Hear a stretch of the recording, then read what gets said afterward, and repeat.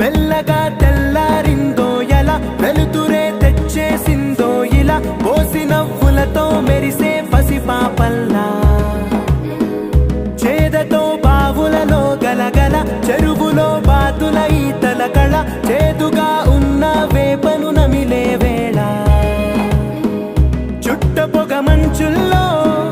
చుట్టాల పిలుపుల్లో మాటలే కలిపేస్తూ